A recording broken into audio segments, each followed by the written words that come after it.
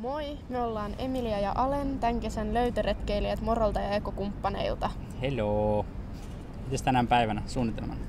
Me mennään ostamaan eväitä. Millaisia eväitä? Reissueväitä. Molemmat lähtee huomenna vähän pitempään reissuun, niin tullaan ostamaan sit eväät matkalle. Joo, mistä? S-Marketista. Käydäänkö nyt kattoo, mitä me sieltä ostetaan? Joo, Okei. kyllä. Nähdään kohta.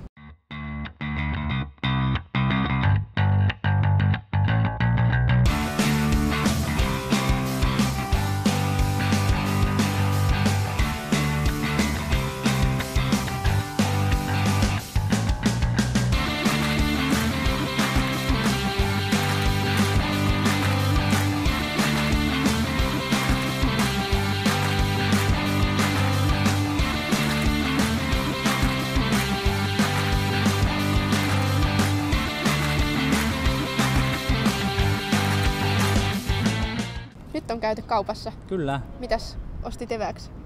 Ja mä viitti kertoa. Mä ostin vähän. Alen osti paljon karkkia. Enkä ostanut.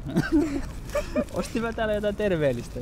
Okei, mulla on täällä paahtoleipiä, turkkilaista jogurttia, Oldermannin juustoa, kinkkua, jääteetä, eikä muuta. Ja karkkia. Ei oo. Ja karkkia. Ei oo. Katsotaan, mulla on vähän terveellisemmät. Mulla on mehua, banaaneja, raijuustoa, ruisleipää ja sit siellä on vielä pähkinöitä jossakin. Luuletko pärjäävässä? Kyllä, aivan varmasti. Okei, mäkin luulen Joo, pärjäävässä. no niin, hyvää reissua. Hyvä reissu sullekin ja toivottavasti pärjäät noilla eväillä. Niin Samoin. kiitoksia. Kyllä. Ja. Hei hei. Moikka!